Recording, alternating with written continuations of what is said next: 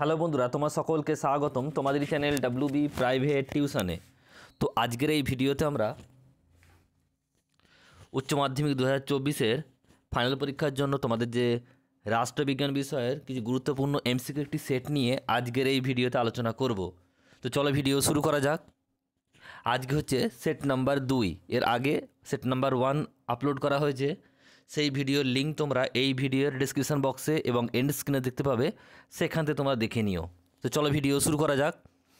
একের দাগে বলছে উত্তরগুলির মধ্যে থেকে সঠিক উত্তরটি বেছে নিয়ে লেখো। 1 তাসকন চুক্তি সম্পাদিত হয়েছিল। অপশান নাম্বার বি সঠিক উত্তর হবে 1966 খ্রিস্টাব্দে। নেক্সট প্রশ্ন বলছে গ্রুপ অফ 77 বা 77টি রাষ্ট্রের গোষ্ঠী ড্যাশ নিয়ে গঠিত। অপশান নাম্বার এ সঠিক উত্তর হবে জোট নিরপেক্ষ দেশসমূহ নিয়ে গঠিত।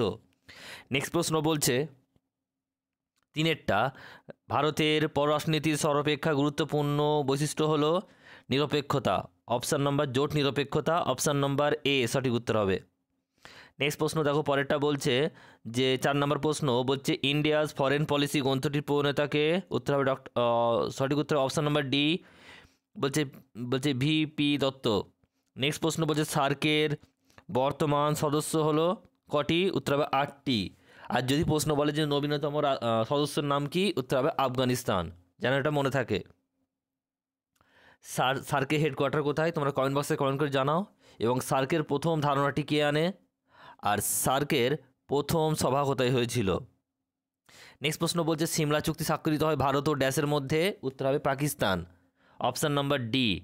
নেক্সট প্রশ্ন বলছে বিশ্বের নাগরিক সভা বলা হয় কাকে? অপশান নাম্বার এ সাধারণ সভাকে বলা হয়। নেক্সট প্রশ্ন দেখো পরেরটা কি বলছে। পরের প্রশ্ন বলছে জাতিপুঞ্জের সনদের 1 নম্বর ধারায় বলা আছে জাতিপুঞ্জের উদ্দেশ্য। অপশান নাম্বার এ সঠিক উত্তর হবে। নেক্সট প্রশ্ন পরেরটা বলছে ইউনেস্কো কেন্দ্রীয় কার্যালয়টি অবস্থিত। উত্তর হবে কি? ভেনিসে। Option number B. ইউনেস্কোর পুরো কথা কি? তোমরা কমেন্ট বক্সে কমেন্ট করে জানিয়ে দিও। নেক্সট প্রশ্ন পরেরটা বলছে বিশ্ব ব্যাংকের সদর দপ্তরটি অবস্থিত কোথায়?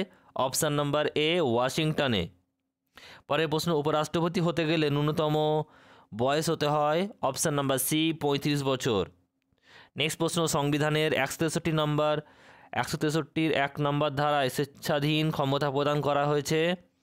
অপশান নাম্বার বি রাজ্যপালকে। পরের প্রশ্ন বলছে পার্লামেন্ট প্রণীত আইন বাতিল করতে পারে supreme court. Option number D সঠিক উত্তর হবে। নেক্সট প্রশ্ন বলছে পরের প্রশ্ন দেখো রাজ্যসভার অধিবেশনে সভাপতিত্ব করেন। উত্তর হবে অপশান নাম্বার বি উপরাষ্ট্রপতি।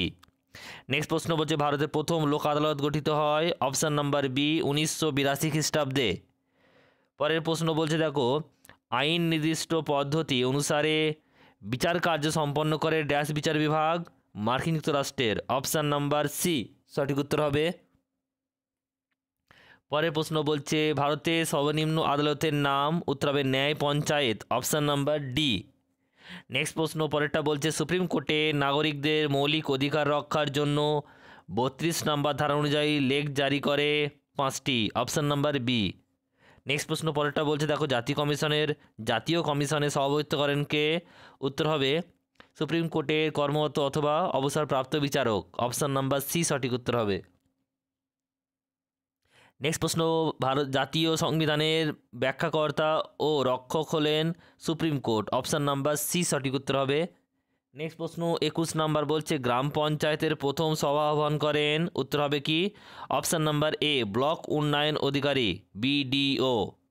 নেক্সট প্রশ্ন বলছে পরেরটা দেখ কলকাতা কর্পোরেশনের বলছে সপর্ষদ মেয়রের সদস্য সংখ্যা। অপশান নাম্বার বি 12 জন। নেক্সট প্রশ্ন বলছে জেলা পরিষদের প্রধান কর্মকর্তা হলেন সভাধিপতি। Option number C. নেক্সট প্রশ্ন এবং শেষ প্রশ্ন কলকাতা কর্পোরেশনের প্রধান প্রশাসনিক সংস্থা হলো সপর্ষদ মেয়র। Option number D. তো এই ছিল তোমাদের উচ্চ মাধ্যমিক 2024-এর রাষ্ট্রবিজ্ঞানের এমসিকিউ একটি সেট। তো পরপর সেটগুলো আসতে থাকবে, তাই সঙ্গে থেকো এবং চ্যানেল নতুন হলে চ্যানেলটি সাবস্ক্রাইব করে নিও। আর ভিডিওগুলি বন্ধুদের সঙ্গে বেশি বেশি শেয়ার করতে কিন্তু ভুলবে না।